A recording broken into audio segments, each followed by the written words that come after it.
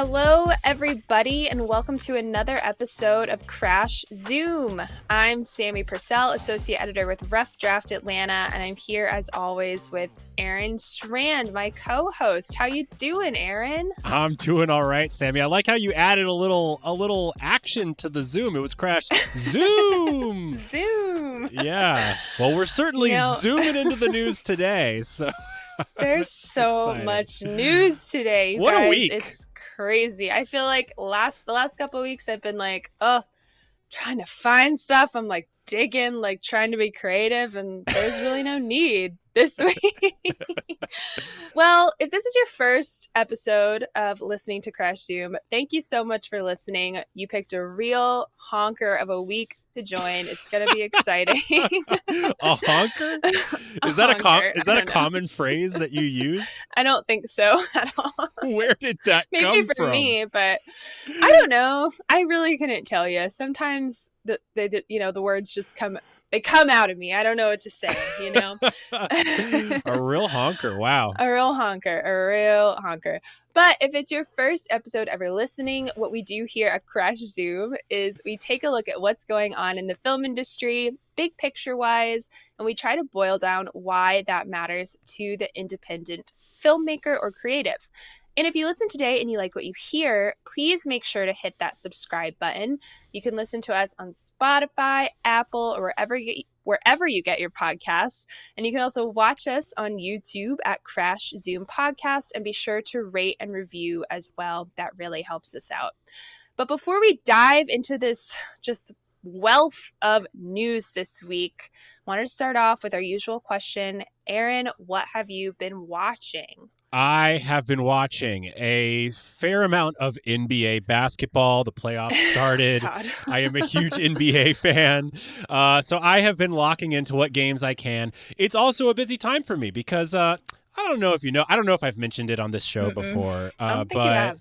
Yeah, but I've got this film debut feature premiering next week at the Atlanta Film Festival. We've got like 20 tickets left. Like, it's about to sell out. It could sell out like while we're recording this episode. But I did find out that, and announcing here first, we will also be having an encore screening on Sunday, May the 4th of the festival. So there's awesome. If you miss the chance to see it on Wednesday, April 30th, you can come back to the plaza, see it May the 4th on the big screen. Anyway, it's been a very busy time. I've been loving the NBA playoffs, truly one of the great sporting events of the entire world. That has not left a lot of time for movies, unfortunately, but I have been getting my drama on the hardwood.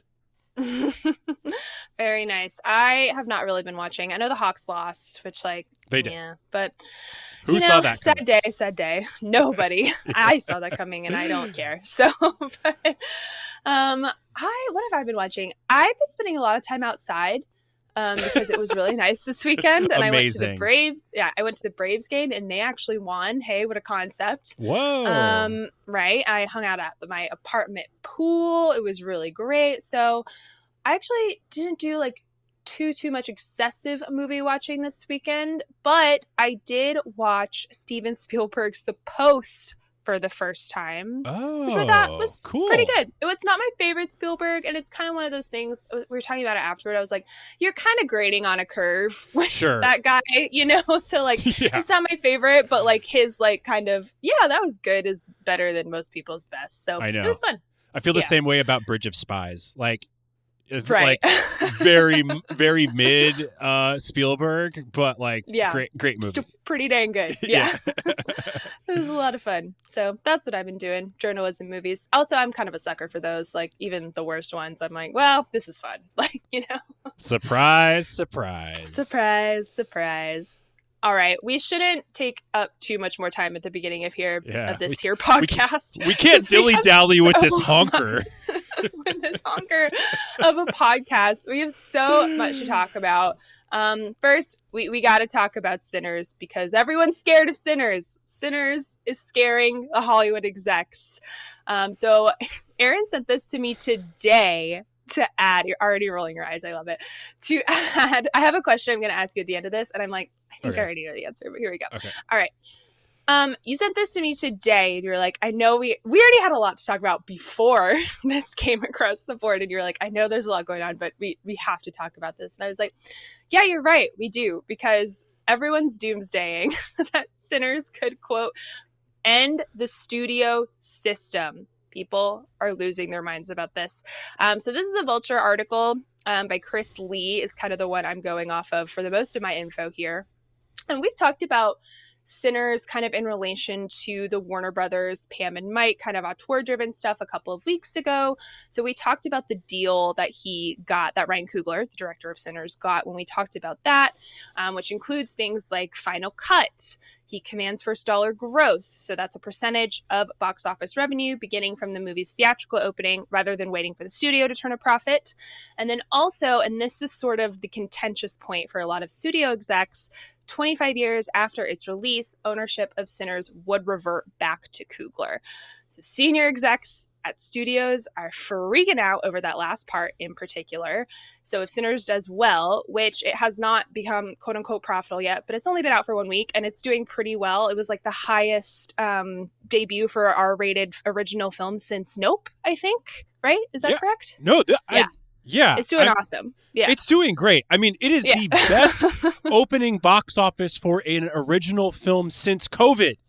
Best original film since COVID. No, this is a huge deal.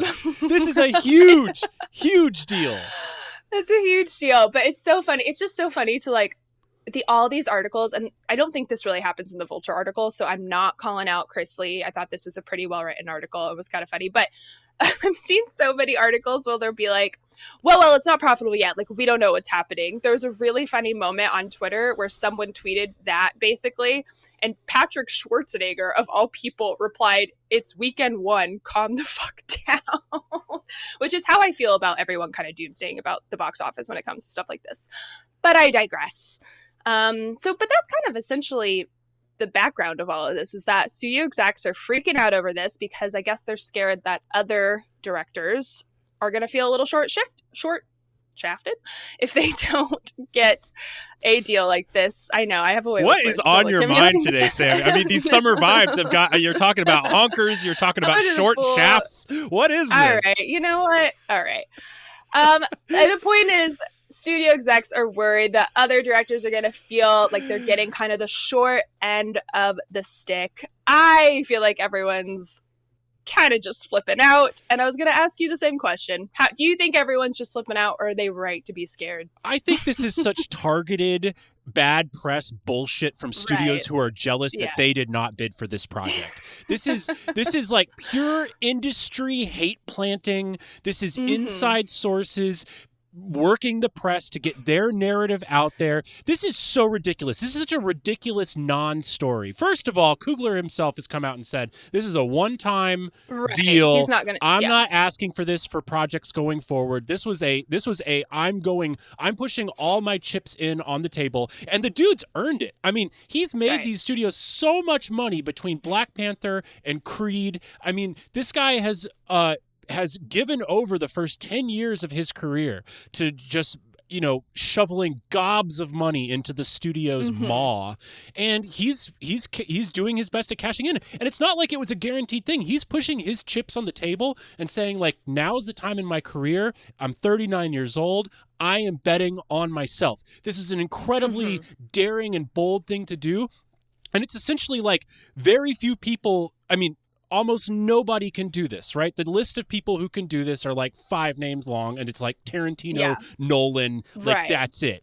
And so this is an amazing power play. Coogler is officially minted as far as like Hollywood circles go. It's done. Like, there is no more doubt about that, in my opinion. And the fact that other execs are coming out here and trying to plant bombs and basically doing like terrorist threats to any other aspiring directors, like hoping to get the same thing. It is just it is a ridiculous media play that I don't take seriously for a single second. Yeah, it's so funny because like this Vulture article kind of, it makes a point of like saying, you know, this isn't like an unheard of thing. And it usually is like people at like the upper echelons who can afford to do that. Or people like Mel Gibson who are like self-financing their own movies when no one else will touch them and stuff like that.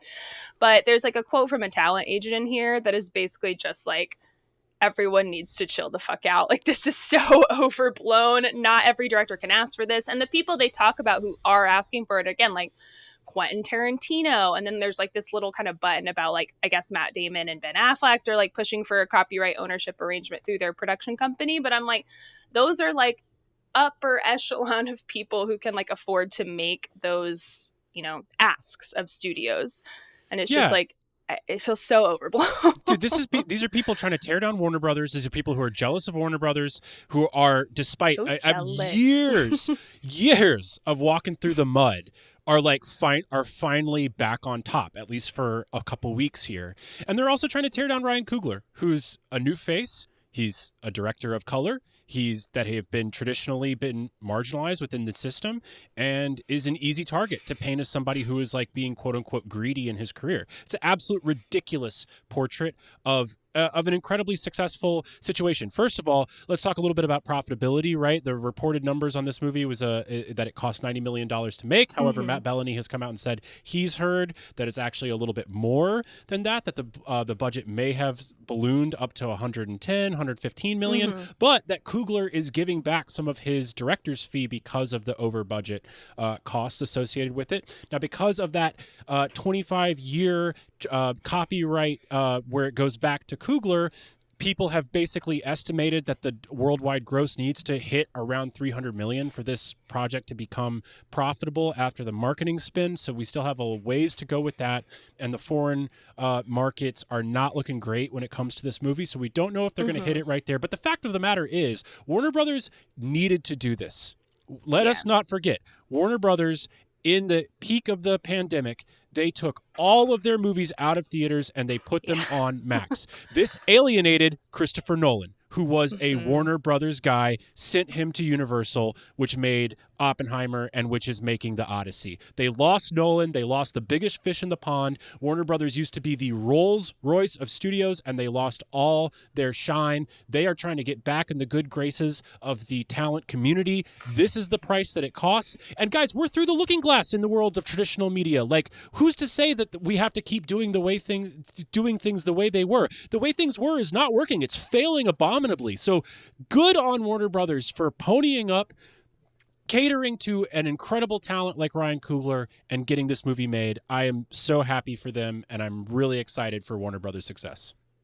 Yeah, it's so funny because like just a few weeks ago when we were reading that kind of Pam and Mike like, ooh, like we're hand-wringing about what we're doing right, and like everyone's kind of like, ah ha ha ha, Mickey 17 bust, F you. And now everyone's like losing their minds in the opposite direction. But that's what this whole thing is about, like taking risks. Like obviously it's a risk for a reason, but like this is the upside of that, you know? Yeah. Top two films in the box office, Warner Brothers, Minecraft and Sinners. You got one that's like the most schlocky IP you can imagine, and then the other, the most successful original film since theatrical film since COVID. What an incredible turnaround. I mean, this is shocking. This is thrilling stuff, and it's got me so excited for the Paul Thomas Anderson film. Oh, I'm so excited. People are really pumped about this movie. I mean, I have like so many of my friends who either like don't care about movies, or I think like more importantly, like don't like horror movies, or like have asked me like, is this too scary? Like I've heard it's so good, like, but I'm kind of a wuss. Can I go? And I have to tell everyone it's not that bad. It's very gory and there's some jumps, but it's mostly fun and like kind of like more campy, I'd say, than like actually frightening. Yeah. So that's your worry. Don't worry about it. I'm so excited to go. Yeah, I had people coming out of the woodwork texting me, like, do you want to go to Sinners? Like, people who have never asked me to hang out before were texting me, like, do you want to go see Sinners? I loved it. Like, I guess. Sure. Yeah, it's a lot of fun. It's definitely, like, it feels very, like, messy, but in a fun way, you know? Like, in a way where you're like, oh, he, like, really put his whole self into that one, you know? Incredible. Really fun. All right. This is a fun transition into our next little profile for the day. Not that the last one was a profile, but this is a great profile. It's from Michael Wolff. It's for New York Mag, and it's on the man himself, I'm sorry, we're going to get to some quotes in this profile later that just like made me laugh out loud. I thought it was so funny. But this is about David Zaslov, head of Warner Brothers Discovery. And it's pretty long. And I've been sitting here like making my notes all day trying to figure out like the best way to like dive head first into this. And I figured we could both say like a takeaway, kind of like big picture, I guess, about like what this is actually about when it comes to David Zaslov, and then sort of dive into like the little bits of it. Does that make sense? Yeah. Oh, sure. Okay. I'm ready. Can I go first? Go first. I want to hear it. Okay. This profile is incredible. It's really amazing. good. Yeah. And frankly, my takeaway is it really changed my perception of David Zaslov. Like it genuinely changed the way I thought about him. Wolff paints him as this Shakespearean portrait of a man out of step with time, a man who is in the wrong man in the wrong place. Very much like Richard II in the Shakespeare play. And yet, despite being the wrong person in the wrong place, he is so valiantly fighting in this quixotic way for something good. And it was mind-blowing to me. Like after this article, I went from a David Zaslov, japester, love to like, make a good joke at expense of the Zaz, to I'm rooting for the man, literally because of this article. I'm still a bit of a Zaslov hater, but I am rooting for him more than I was before I read it, if that makes sense.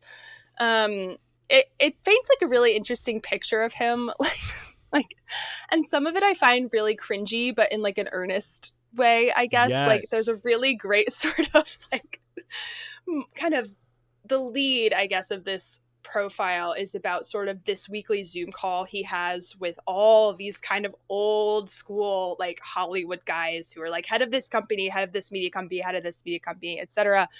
And then it like kind of goes into like the way he is trying to kind of mold himself after kind of Hollywood legends. Like he bought Robert Evans's house.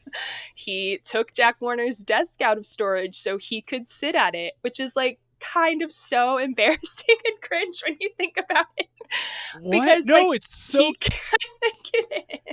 mostly because like I understand what you mean, and it did make me like the best thing for us all would be for like David Zaslov to succeed at like trying to do the thing that this article sort of purports that he's trying to do. But I think like I don't know if he's gonna do that. And I think like one of the kind of takeaways that I had, there's a really interesting section of this profile, which I've copied like a little bit out of it. I wish I had the full quote. I can look for it while you talk if we want to kind of get through this afterwards. But he says something about how he's in like the storytelling business, but he seems to be like more interested in sort of, and this is sort of what the kind of the profiler is sort of positing kind of in this paragraph, is like he sees that as like more interested in the connections to like Hollywood history than like actual storytelling.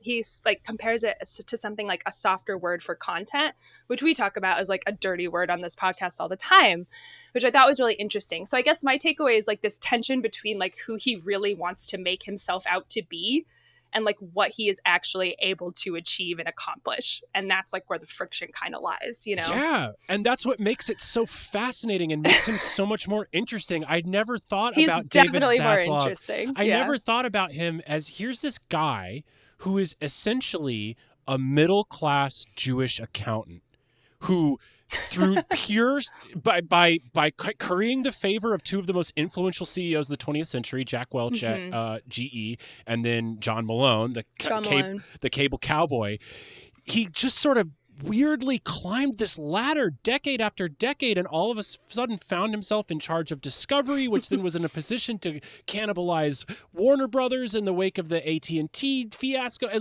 and found himself as this media mogul that he just like is not in his soul. But the fact that he like tries so hard to mold himself into it, because like this guy could not be more the opposite of Bob Evans, like Right. ever. Bob Evans, It's like not Bob the Evans. fucking cocaine vacuum cleaner womanizing psychopath, like genius. It like David Zaslov is not that. So, but the fact that he buys Bob Evans' house and he brings Jack Warner's desk out of storage, that's what I would do if I found myself in this situation.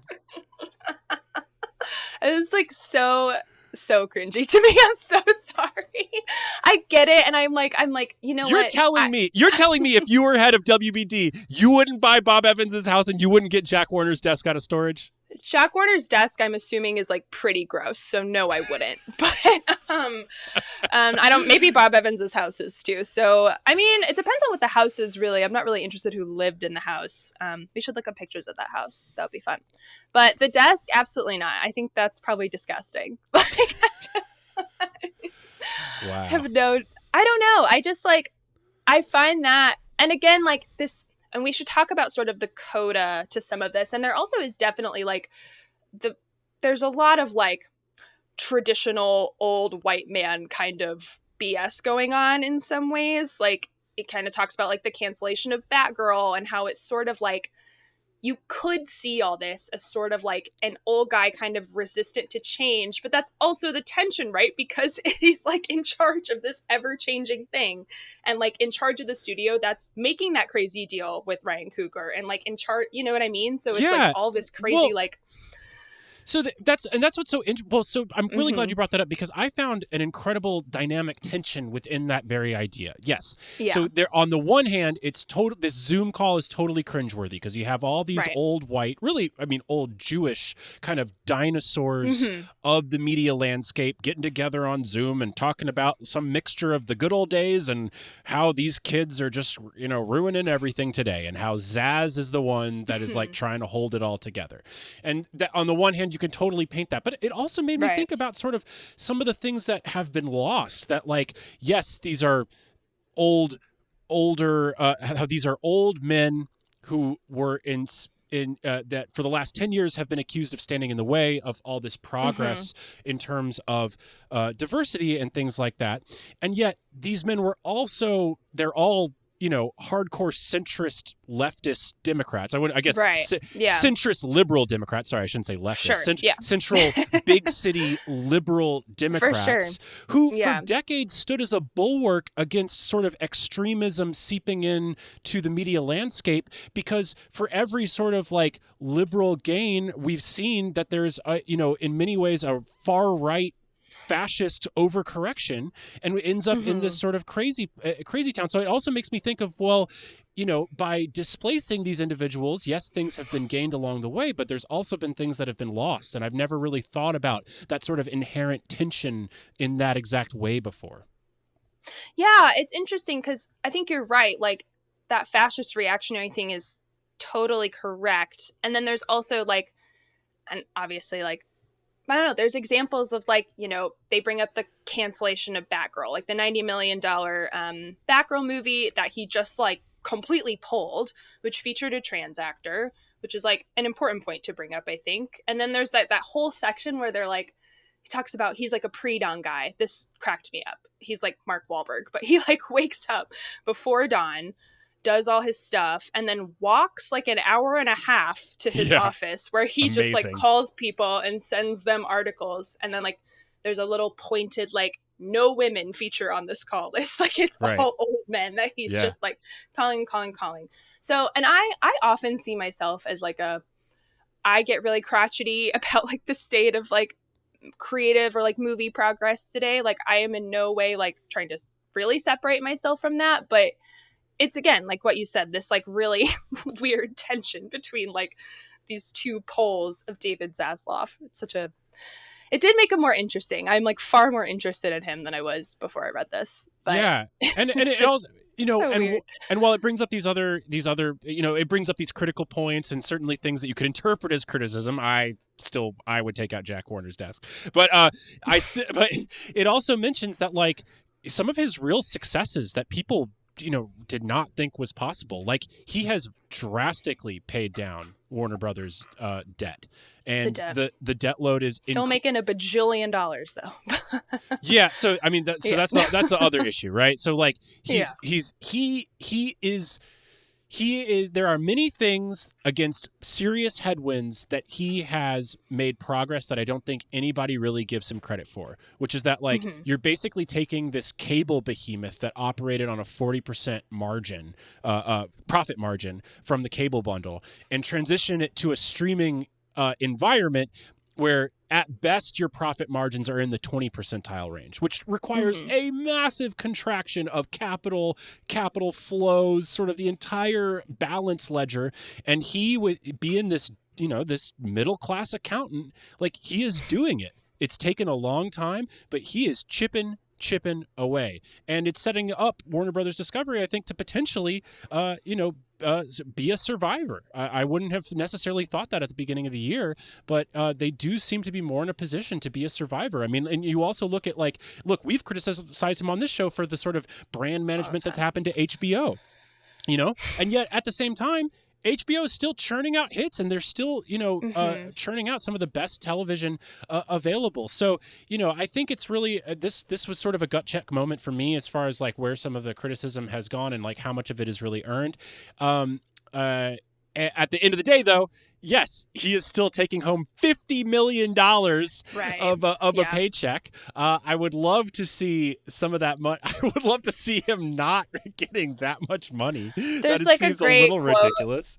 Right. It's not one of the ones I wrote down, which I do want to get into because they made me laugh. But there's like a great little moment where someone's like, yeah, like you used to kind of like be able to be middle class in this industry and like you get along fine. Like all of us got along fine. And now no one's getting along fine except David. Like except Zaz, like he's fine, but which is like shitty. But well, that's okay, that's just the entire country, right? The entire country for sure.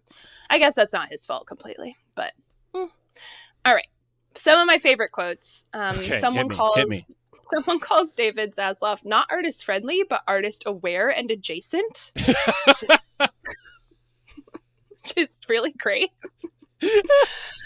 He's aware that they exist. He stands next to them.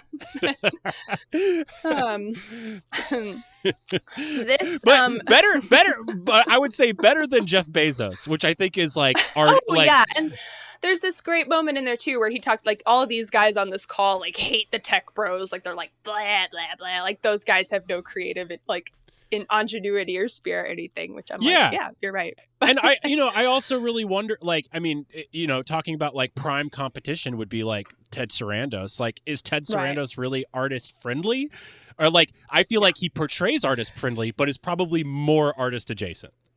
Right. He is like Bryan Cranston in the studio, but we can get to that later. But this quote did remind me of Seth Rogen in the studio, which was, quote, he may hold in awe the true figures of the media and show business world, but he would fire them and cut their projects in a New York minute, end quote. Just about Zaslov. Another great one. Zaz can seem more like a sales manager who has memorized the PowerPoint deck.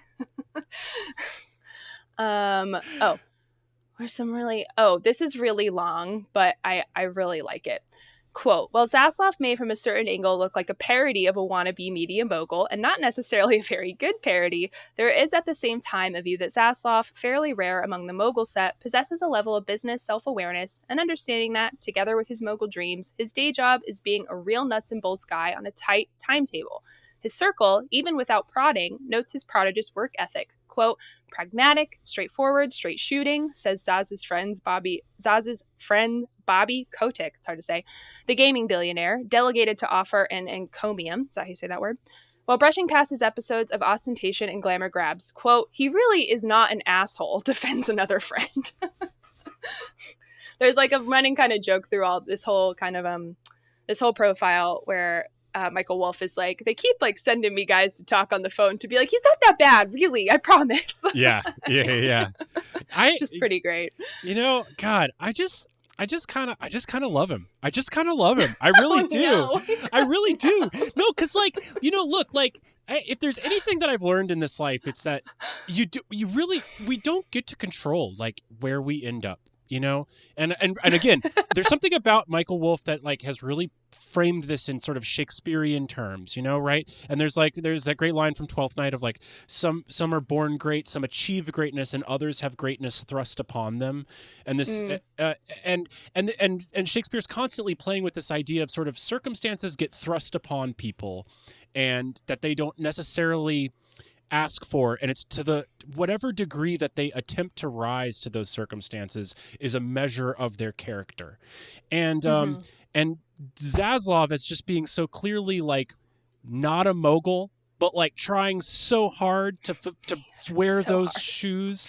There's an incredible try-hard earnestness about him that I am really touched by, and that I feel similarly in my own little tiny world. I don't know. I'm able to see myself in him for the first time. Before we get to kind of sentimental, we should talk about that little coda, which is sort of how I came across this piece in the first place. You sent a screenshot of this part of this profile to me on Instagram, specifically about WBD reaching out to the Trump administration. So this end of this profile, just for some context, is sort of about how media, Warner Brothers, but media kind of in general, moves forward in the Trump era, in the Trump age. But WBD apparently reached out to Trump, and they've confirmed this, seeking advice about how the company might interact with the White House kind of advantageously.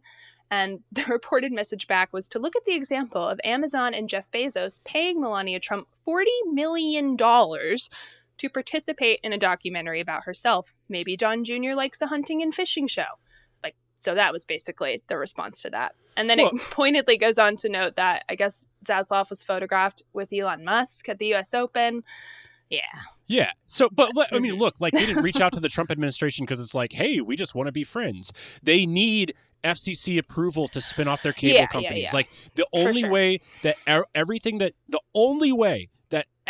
Zaslov has done up until this point is going to be successful is if they can spin off all these dying cable assets into a separate company and essentially divest themselves of these dying assets. And they require federal government assistance. And because Trump has weaponized every aspect of the federal government, they are afraid, because WBD is an owner of CNN, that the Trump administration will vindictively stand in the way of this critical business move that they have to achieve. So that was the other kind of suggestion they got, that CNN could have more pro-Trump voices. Yes. Now, my favorite quote of this entire situation is Stephen Chung, the communication director of the White House, when asked about this article, said, quote, "Michael Wolff is a lying sack of shit and has been proven to be a fraud. He routinely fabricates stories originating from his sick and warped imagination, only possible because he has a severe and debilitating case of Trump derangement syndrome that has rotted his peanut-sized brain." Wow. Sorry, it's not funny, but what the fuck? What the fuck is right? Yeah. What the fuck? Yeah. From the mouth of fascists comes the most ridiculous drivel. Crazy. Yeah. Yeah. It's fucking crazy. Yeah. Yeah. And apparently that's his copy and paste response that he sends to anybody when asked about Michael Wolff. Wow. I was like, Michael Wolff done this before? Sounds like he has a personal problem. Well, no, he wrote all those books about the first Trump White House. Oh, you're right. Oh my God, that's the same guy. Oh my God. Okay, my mind. Wow. Okay. Yeah. Okay, that makes sense. Yeah. All right.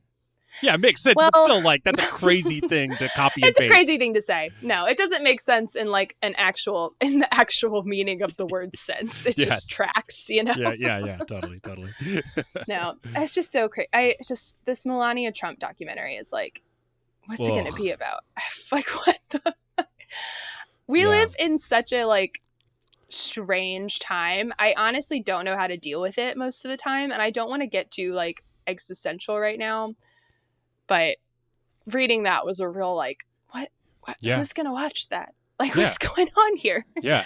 Well, totally. And again, and I think that is informing some of my affection that I feel for Zaslov in this portrait, because in a way, through the character that Michael Wolff is painting of David Zaslov, I too am like trying to reach out and grab onto some sort of stability and some sort of like direct causal through line to a past that feels more comfortable and that I want to believe in about this industry and about this country.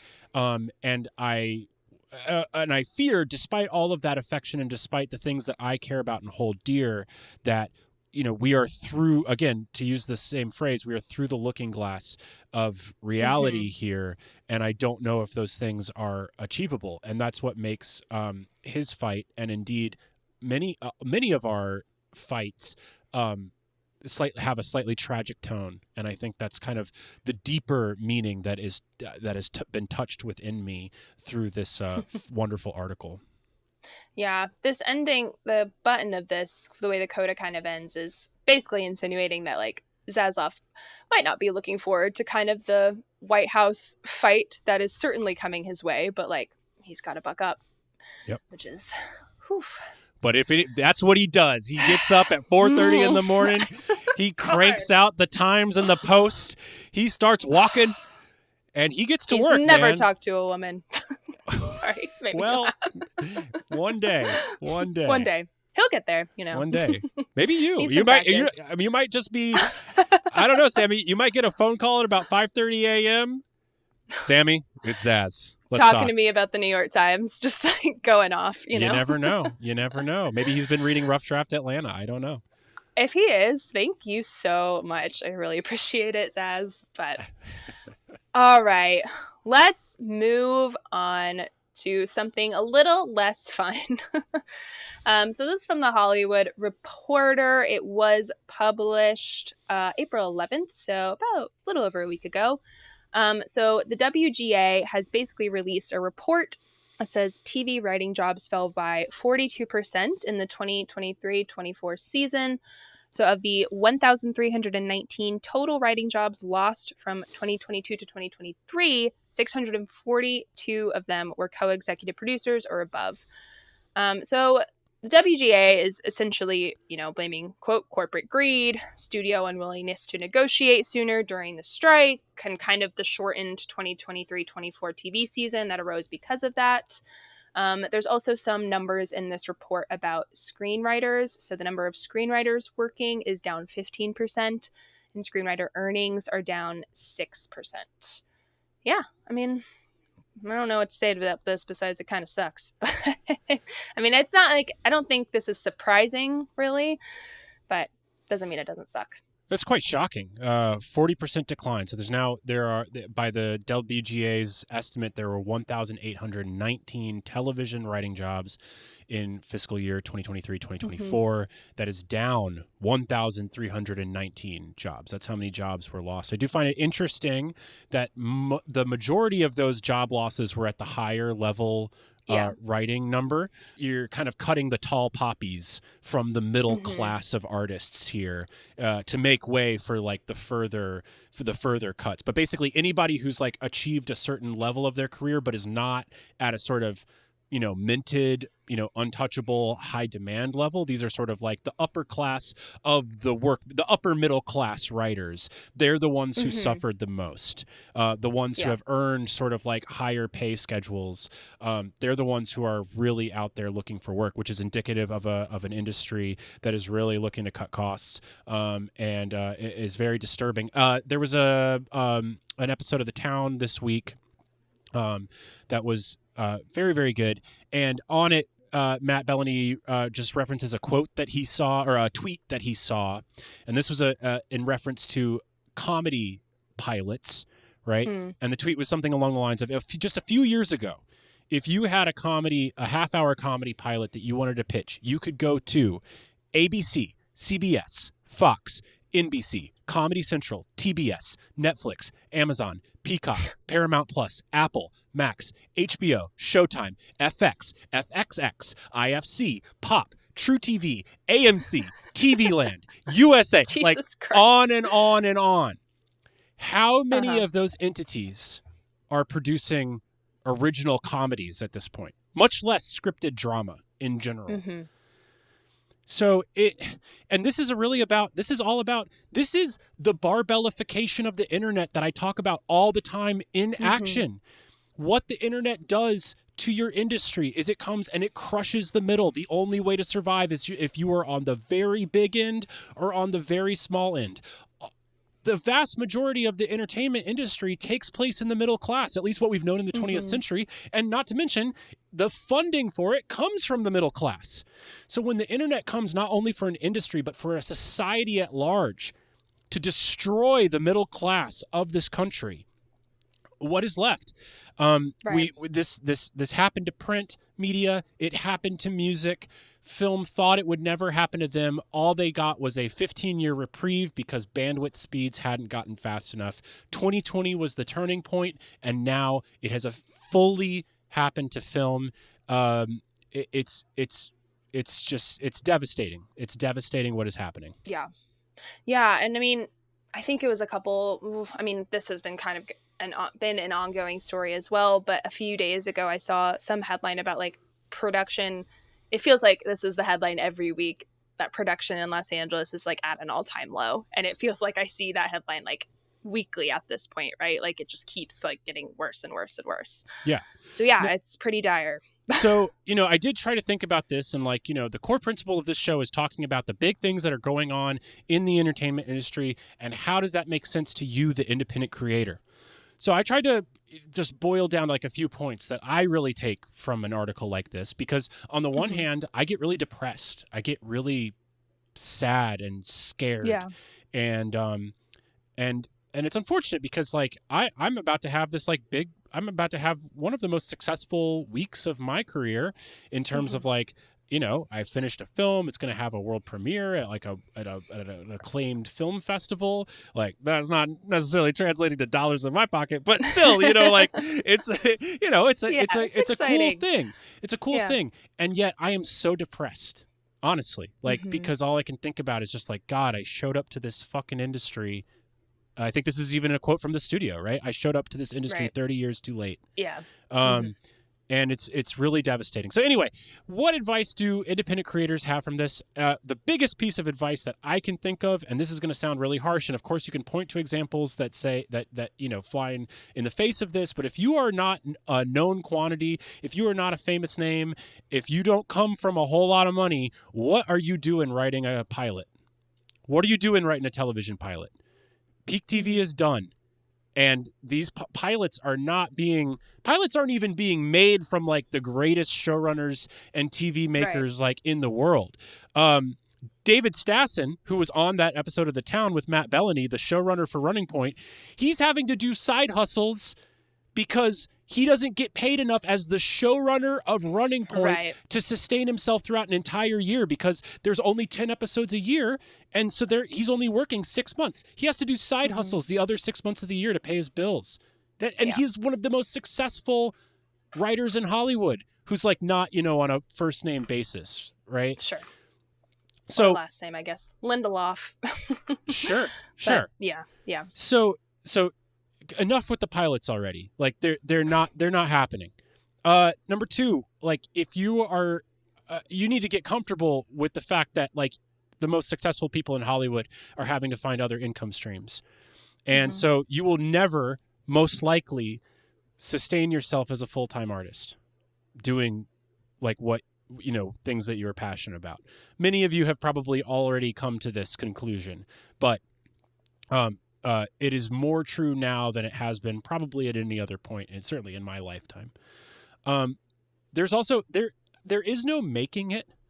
I think that's another like really common delusion. Myth. Yeah. Yeah, for young artists out there, this idea that you're going to have some sort of success and then quote unquote make it, right? Like there is no making it. There is only your next thing. And you have to make it over and over and over again. I mean, think about Ryan Coogler. Here's a guy who was who went to college on a fucking football scholarship.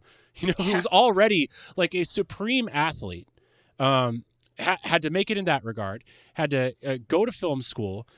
Made three shorts while he was in film school. Each one of them got into like a notable festival. Due to their quality. One thing leads to another. He's able to get this budget together for Fruitvale Station. That gets into Sundance. So you'd think that like, oh, he's made it. No. He's got to go out. He's got to figure out a way to work, in the big budget system. He goes out and makes, $1.5 billion for Marvel. He then has to do it again with an entirely new IP franchise with Creed. And only then does he have the standing to walk into Warner Brothers and say, this is what I want for my first piece of original writing. Yeah. Because Fruitvale Station is based on a true story. It's based on a true story, so it's not even like original drama. This is the first piece of original drama he has gotten produced since he was a film student. Yeah. So like, there is no making it. There is only work, and you are only as good as your next project, unfortunately. Right. Which all boils down to, like, if there is something else you think you might want to do with your life, please go do it. Like, this is not worth it. This is for the degenerates. This is for the sickos, I believe. And unfortunately, it's also for the nepo babies and the people who have enough money to stay in the game long enough. Sure. To do it. And unfortunately, a lot of those people like get favored because they're able to present a life that they didn't actually earn. They were born on third base, and So, it's brutal out there, but like by being right sized and by accepting this information into our brains, we are in a better position to be competitive within the marketplace. You will not. I don't believe that we can really succeed just huffing, gasoline dreams here. And make it. So that's why it's so important to whether you listen to this show or listen to other shows to like come and learn what's really, really going on, because it will help you. It will help you survive. That's right. We're trying to help. We're here to help. But you quoted the great Olivia Rodrigo, and she was so right. It is brutal out here. It's true. Yes. Right, Thank you. I'm so glad you picked up on my Olivia Rodrigo reference. Oh, yeah. Of course. All right. Yeah. All right. Let's move on to something a little more exciting and something that probably should have been done eons ago at this point. But The Wrap just released that there is a new Oscars rule. If you don't see all the nominated films, you are not allowed to vote. You heard me right. I said that's a new rule that has not been the rule in the past, which is wild. Amazing. So in the past, it was basically like honor system. Like they were like, guys, please watch every nominee before voting, but it was not a requirement in most categories. So I think there were exceptions for Best Foreign Language Film, which is now Best International Feature, and Best Documentary Feature. So for years, the only members who could cast votes were those who could show that they had seen all 5 of those films in a theater, which is like, whoa, all right, okay. But now, you need to make sure that you have watched all of the films before you can vote. I think it kind of goes category to category. Like, let's say you saw all of the Best Picture nominees, then you can vote. But like you didn't see all the Best Acting nominees, you will abstain from that because you didn't watch them all, which should have been the rule the entire time. I know it's hard to like regulate, which we can talk about that, but I'm just like, what the fuck? What are we doing? So I'm glad I would give anything to be able to vote for the Oscars, and you guys are squandering it. Like, come on. Well, let me ask you this. Because I see this as a direct kind of like, I see this as a step that was taken because of the expansion of the Academy membership to try to address some of the issues around diversity of membership, diversity of nominees, but they expanded into this global reach. So now there's like people voting for the Oscars who are like filmmakers from like some obscure town in Spain that like don't care about American films at all. So here's my question to you: is this for the Americans that don't watch foreign films? Or is this more for the foreign members that don't watch American films? Well, apparently, which I didn't realize this, the Americans had to watch the international features before they could vote, which is not something that I realized. But what I think it is I think you might be right that like maybe some international filmmakers are like, man, I don't really care about that. But I also, without fail, and these are obviously so rage baity, but they do these all the time. I think it's the Hollywood Reporter will do like the blind Oscar ballots. And without fail, every time there's some like 84-year-old man who's like, I'm not watching that movie because it has gay people in it. Or like literally like verbatim, they will say something like that.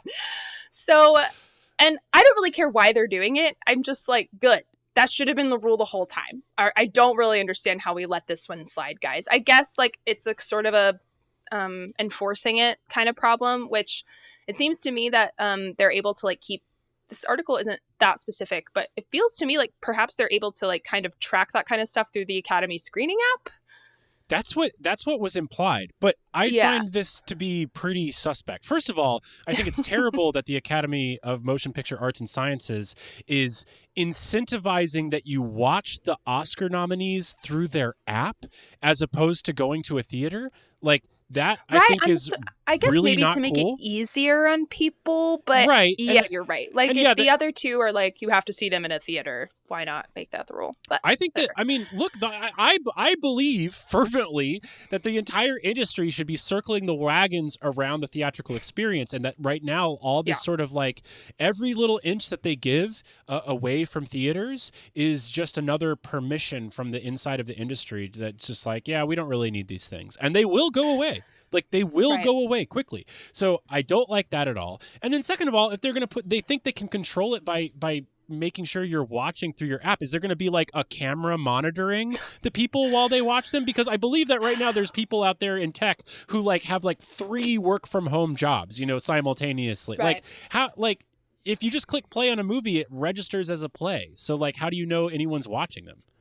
Well, doesn't Netflix, and I don't know I guess I'm not really sure what technology they're using, but can't they tell how like far people watch? Like I remember there being like a horror movie that came out a few years ago where they had data that showed that people stopped watching it like 10 minutes before it ended. Yes. And like their theory was that it was too scary. Like people weren't finishing it. Yeah. So just like on any social media app with advanced analytics, just like on YouTube or Vimeo, you can see when people stop watching your stuff and like when they fall off. Really fun when you're in the film festival submission period and you see that like most of the judges like stop watching your movie at a certain point, which then like Sundance in particular has like gone out of their way to say Vimeo is lying on their statistics. Like that's not happening. Bullshit. Bullshit. Why would Vimeo lie? Yeah, why would Vimeo lie? Why would they do that? And like this is like technology that literally every video streaming app has, and it's like pretty dialed in. So no. But I guess you could just like put it on and leave the room. That's what I'm saying though. Like if someone really didn't want to watch I'm Still Here this year, they just didn't care about that movie. Like just put it on your laptop, put it on in the other room, and then like walk away.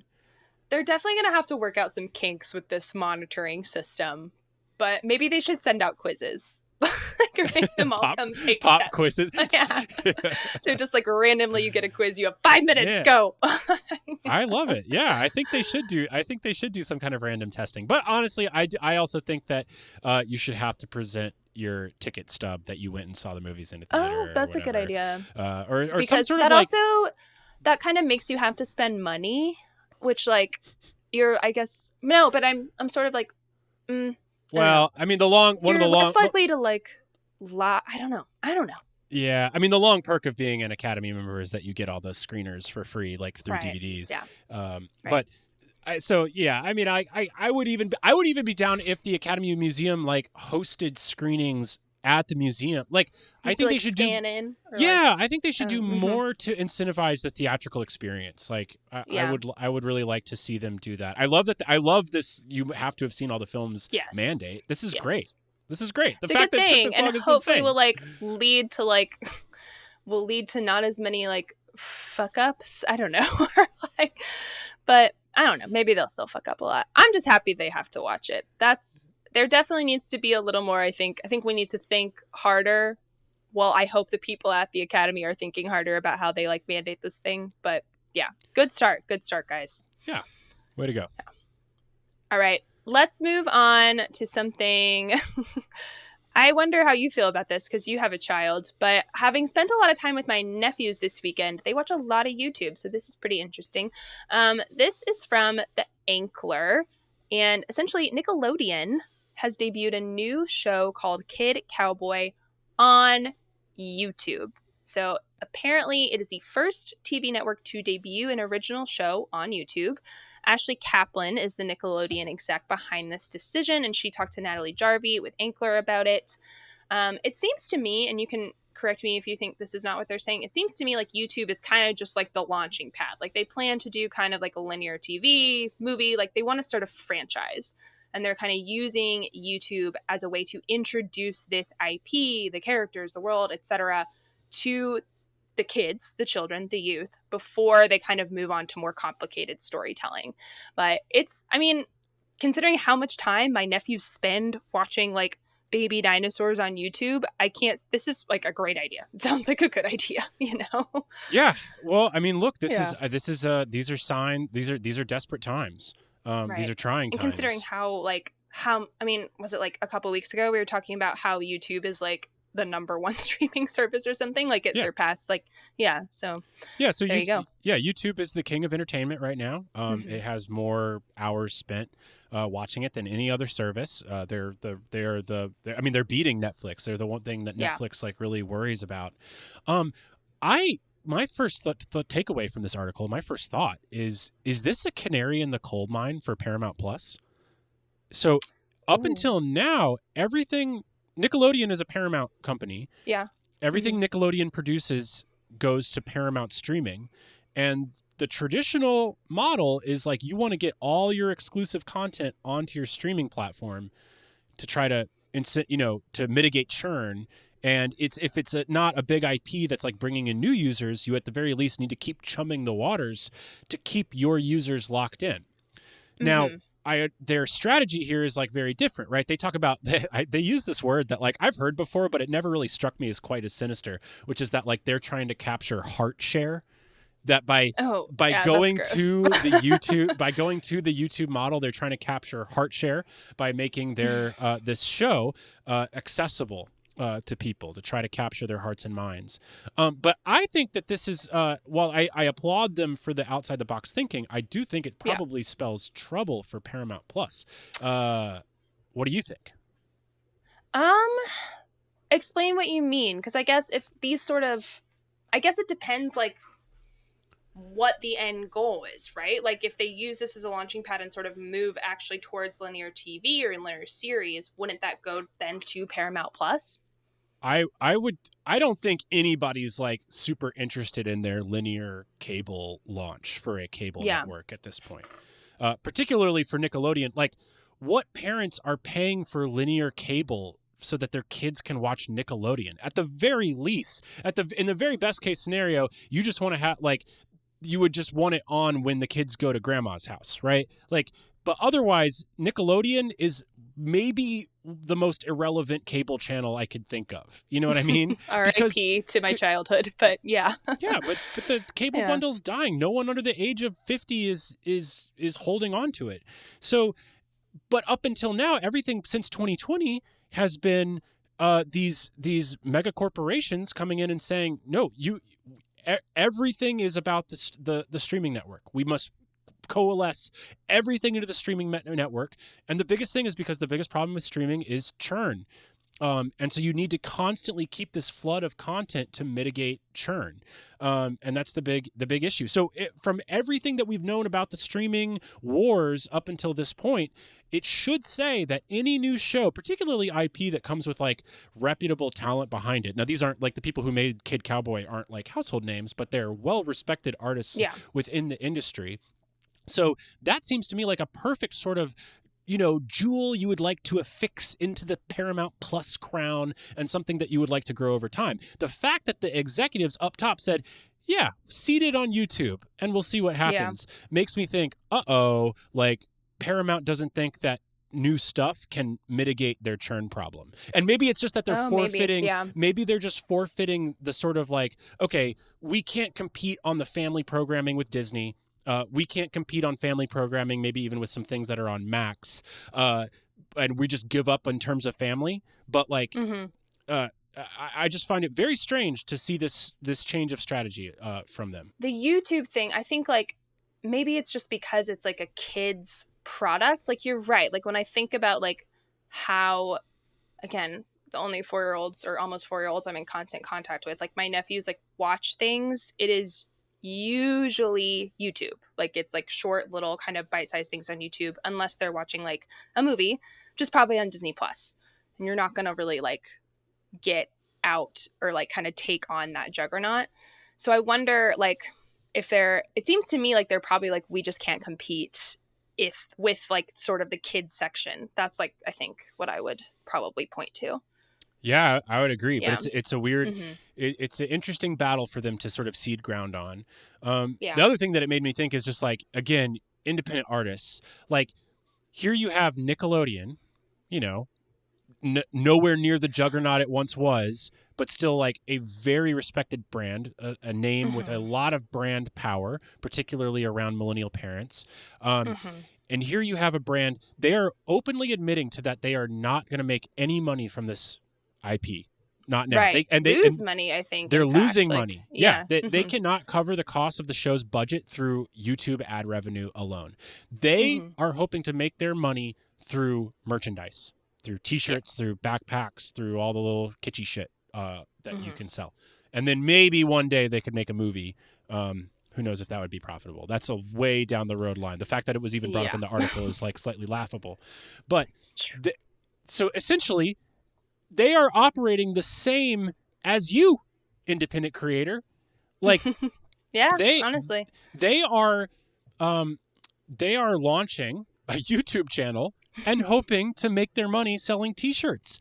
This is Mm-hmm. in one way incredibly empowering to the independent artist because it's like, yeah, what you're doing, like the big dogs don't really know how to do it better. It's also really terrifying because the fact that all these huge brands are jumping into traditionally user-generated content waters Mm-hmm. just means that it's going to be that much harder to compete and that much harder to stand out. And they are seeding this show, the Kid Cowboy show. They initially launched it on another one of their Nickelodeon YouTube channels that already had like Right. 1 million subscribers. Mm-hmm. So it just makes the competition like that much harder. Right. They've got a built-in audience. Yeah, For that kind they've of got a thing. built-in audience. And so it should really frame some of your decision making as to like how you launch things and how you communicate them and build up your brand equity. All right, let's try to punch through these last two items really quickly. I believe I put this in my newsletter seen a couple weeks ago before it was sort of confirmed, but China is limiting U.S. films. So this is, I'm going to be getting most of my info from a Reuters article. Reuters? Is that how you say that? Reuters? Reuters? There you go. I've never said it out loud before. Here we go. We've literally done this on China. this show before, Sammie. Sorry, I'm not good at talking. It's not my jam. China said on Thursday that it would immediately restrict imports of Hollywood films in retaliation for President Donald Trump's escalation of U.S. tariffs on imported Chinese goods. So, for some context, China is the world's second largest film market and historically have been a pretty big player in the global box office. Second largest film market, that makes sense. Something that I found sort of interesting in this article is that apparently, according to this article, Hollywood's box office returns in China have been decreasing in recent years. I assume that's like probably a little pandemic related. Like, I don't really know like what the, I should have looked it up. I didn't, what like the major reason for that is, but I would guess pandemic. And then Chris Fenton, who is sort of like an expert in the Chinese box office, like he wrote a book about the whole thing, basically said he sees this as a high profile way for China to sort of punish the US without really taking a hit. And for his part, but Trump doesn't seem to care. He was just, I think, what did he say? Like, I've heard worse or something like that. Like, Yeah. yeah.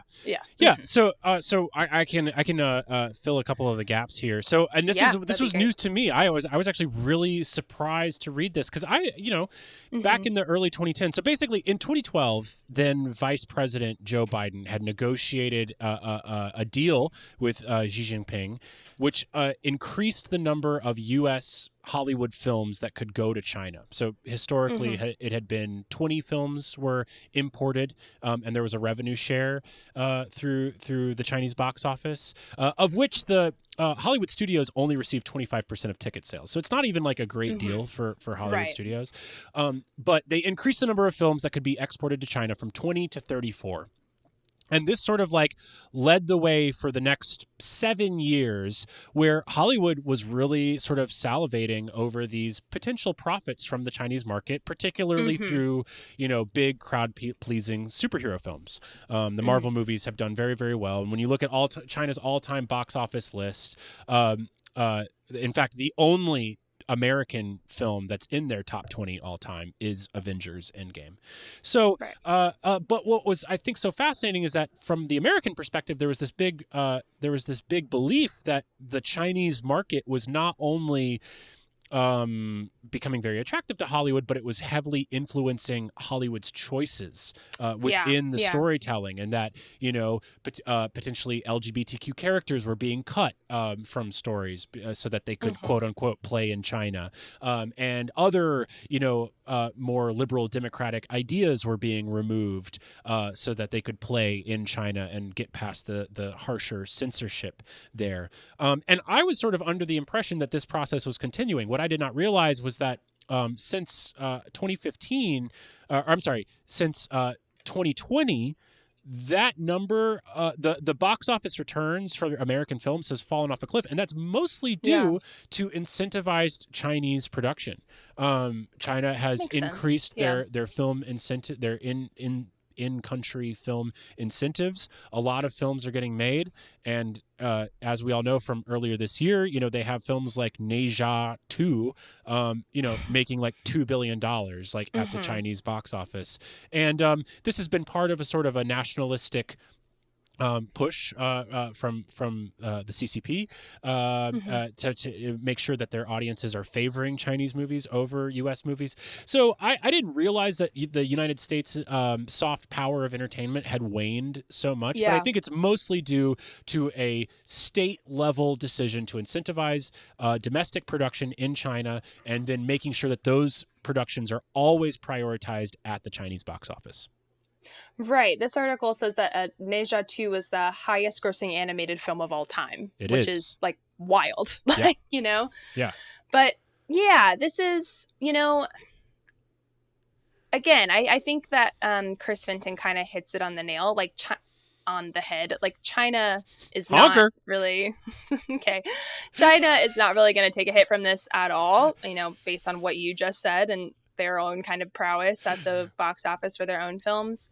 And Trump doesn't really seem to care. So I don't know. It seems like a bit of a stalemate. I think this is a bit of a nothing burger, and it's really more. It just was a great opportunity to sort of learn about the ever shifting sands of international box office receipts. Because I was still under the impression that Hollywood studios were really trying to curry favor within the Chinese market, and it just seems to be that was not the case. Yeah, learn something new every day. That's the right. All right. Before we get into our last little segment, which will be fun, let's talk a little bit about our favorite company to hate, OpenAI. So this was a little nugget of info in the Dailies newsletter. I want to say earlier this week, maybe last week. Basically, Hollywood is kind of refusing to cooperate to work with OpenAI, but that doesn't mean they're totally AI adverse. So Runway, which is a film focused, quote unquote AI company, is landing a lot of deals. Harmony Korine is working with Runway. Pablo Larraín and his brother are working with Runway. Fremantle has launched a new AI focused studio called Imagine. I'm assuming that's how you say that.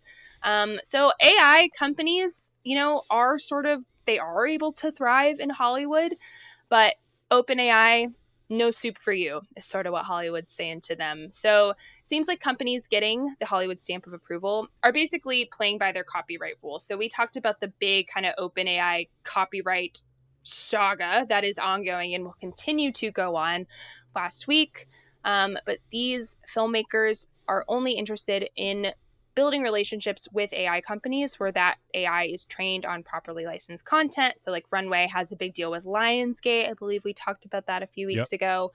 And also interested in working with companies that let those filmmakers maintain creative control and promise to uphold, quote, the strictest intellectual property and compliance standards, unquote. So they're basically, it seemed just like a big fuck you to OpenAI, which I'm fine with. And like we've both talked about like our concerns about AI, et cetera. Like you've said a lot in the past, like I don't think it's going anywhere. So like I guess like there has to be a sort of way to like learn to work with it, but it's still, it's the Wild West out there is what it really feels like. But well, this sort of thing just drives me really crazy because none of these yeah. people are coming out and saying OpenAI has stolen all of our stuff and we refuse to work with them. And Yeah. and frankly, it's no one's saying it now, and even if they did, it would be too little, too late. And that is what drives me crazy. The time to say this was right before the strike. It really was. OpenAI launched 27 months ago.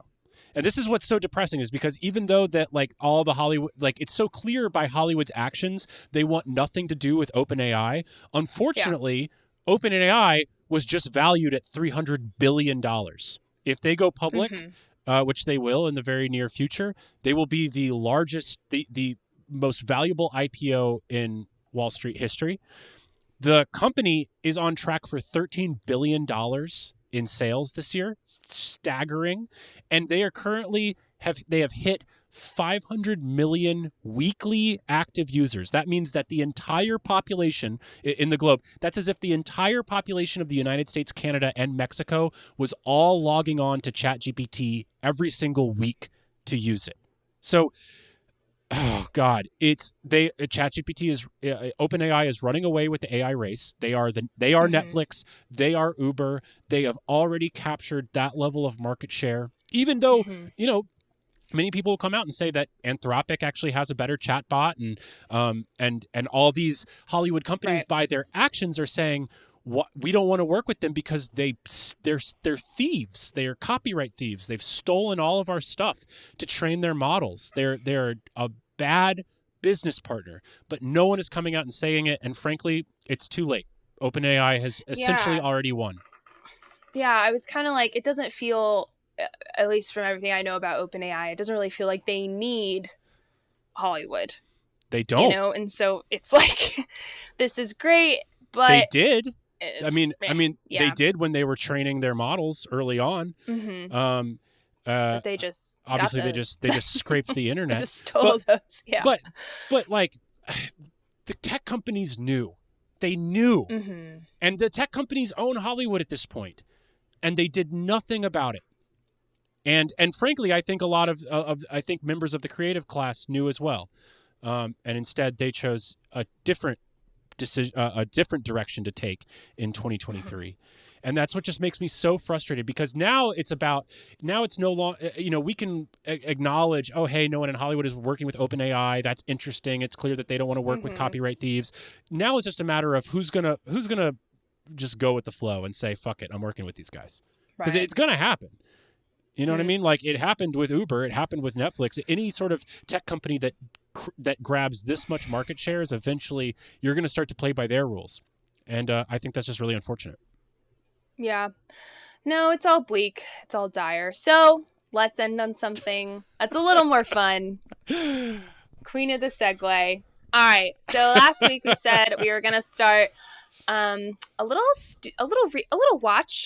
pod watch, weeks too late, but who cares? So we're watching The Studio week to week. And at the end of each episode, each week, we're going to do a little recap, what we thought, what the episode was like, etc. So if you too have not yet started watching The Studio, I'll tell you a little bit about it. It stars Seth Rogen as Matt Remick, who's a studio executive at the fictional Continental Studios, who still believes in artistic integrity. It's an IP world, but he wants to make movies that matter. And he gets his promotion. He gets to run the studio, but he quickly learns it's not that easy in the new world that we're living in. So, what did you think of the first episode of The Studio? Oh, God. Do you want my honest opinion? I do, for sure. Of course. What's the point of doing this show if I'm going to come in here and blow smoke? I really didn't like the episode. I thought that this was all I could think about was our good friend Namwali Serpil's article about new literalism in Hollywood.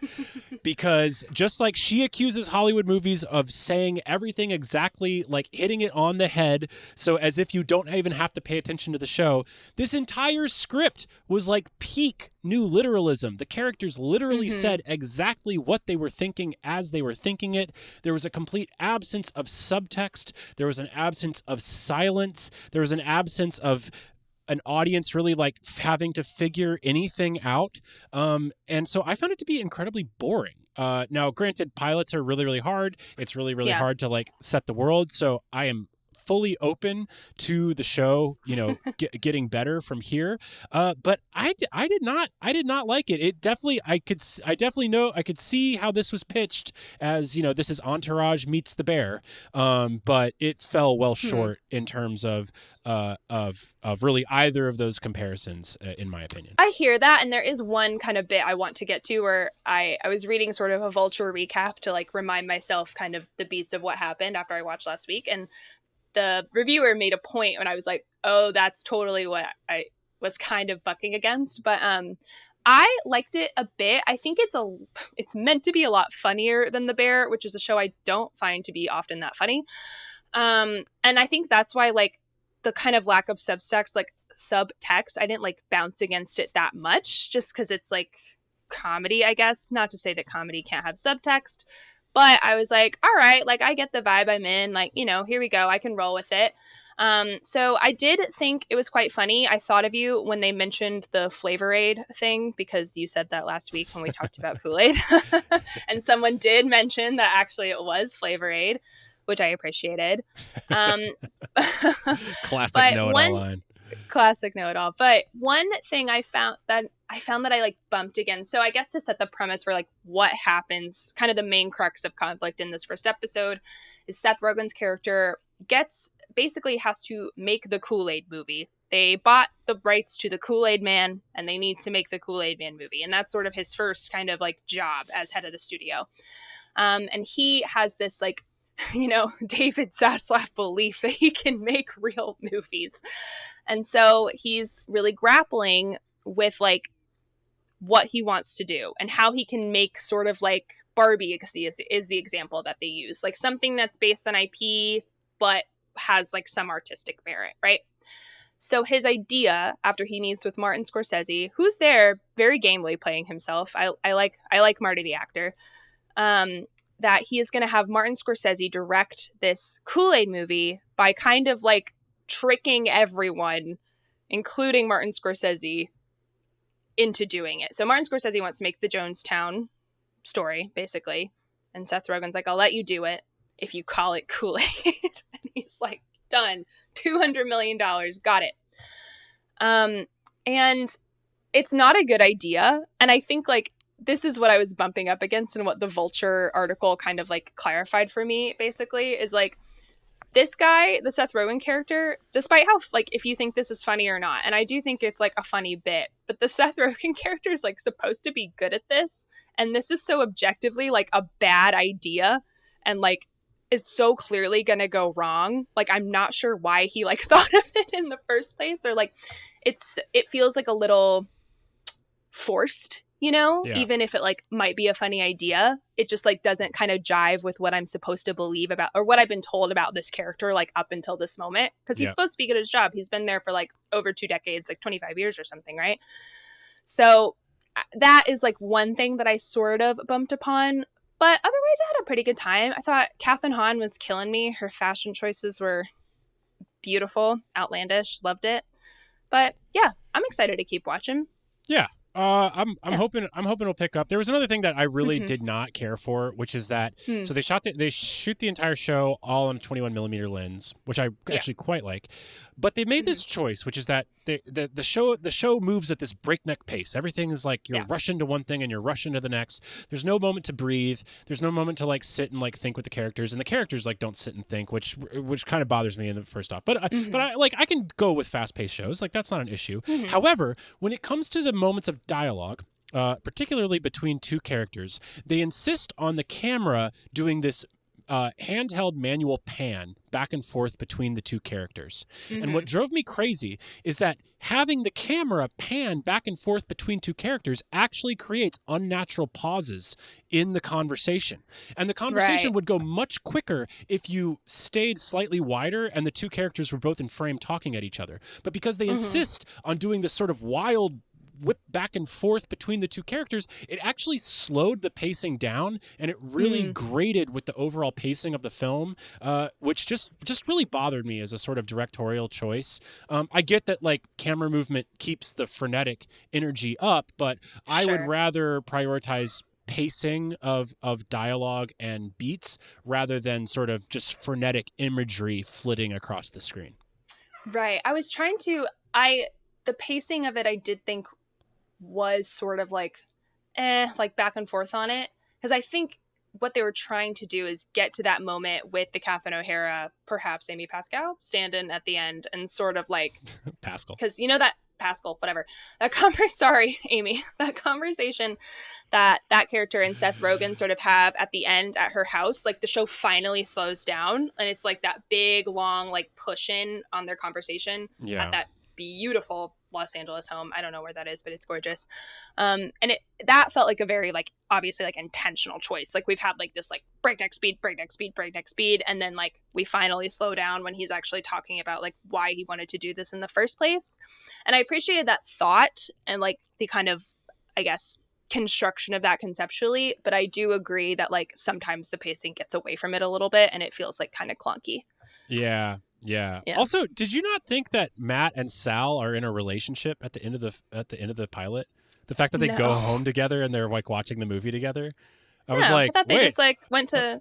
No, I just thought they went to like Seth Rogen's house and watched a movie. Oh, I thought they were gay, and then I was like, oh wait, they're just. Oh wait, I read online. And I was like, oh wait, they're just bros. They're just boys. Boys being boys, watching Goodfellas. You know. Well, they could be married. Who knows? Who knows? Yeah, who knows? All right. Well, I guess we'll continue. We'll see. We'll see if it picks up. Yeah, we'll see if they win me over. I don't know. It'll take something special. We'll see. All right. Well, that's the end of a very long, very dense ep. How are you feeling? I would say that this is capital H honker. Do you think capital H honker, or are you thinking lowercase honker? What level of honker was this? I think it's all caps honker, the whole word, all capitalization. For sure. Great work all around. Sammie, I've already plugged the only thing that I have to plug, which is is that Withdrawal's premiering at the Atlanta Film Festival next week. You better fucking be there, you fucking piece of shit. So I'll be there. not you, the audience. I know you'll be there, and I'm so grateful for that. You're not a piece of shit at all. Anyway, let me get out of this awkward moment that I just dug for myself. Tell me, what do you have to plug, Sammie? What do you got going on? Well, on the opposite side of the film festival experience, I'll be doing a lot of coverage. Have a couple interviews coming out this week, and then a little kind of preview of some screeners I've been able to see and like what I'm looking forward to, what's good, what you should check out. And then throughout the next week, I'll be kind of doing the same thing. Got some other interviews lined up. Going to be seeing some movies. I'm really going to be film festing all weekend. Very exciting stuff. It's like I'm back at Sundance, but it's hot. Exciting. Well, I'll definitely be seeing you out and around. I will be doing the same. Yeah, clear the calendar. It's film festival time. Let's go. It's cleared. Let's go, baby. I'm excited. Well, listen, this has been, as we've said, a honker of an episode. We thank you so much for listening. If you enjoyed this episode, please like, subscribe, rate, review. Hit us with the 5 stars. Leave a little note. Let us know. Have you come full circle on David Zaslov? Are you a Zaz stan like me now? Please don't clip this for at any point in the future. But are you a David Zaslov lover like Aaron Strand? Do you think that Academy members should have to watch all the movies before voting? We would love to hear from you. You can email us crashzoompod@gmail.com. That is crashzoompod@gmail.com. You can follow us on Instagram and on TikTok at crashzoompodcast, posting lots of clips. It'll be super fun. This has been fantastic, Sammie, and I look forward to talking to you next week. Until then, I will talk to you later. See ya. Bye.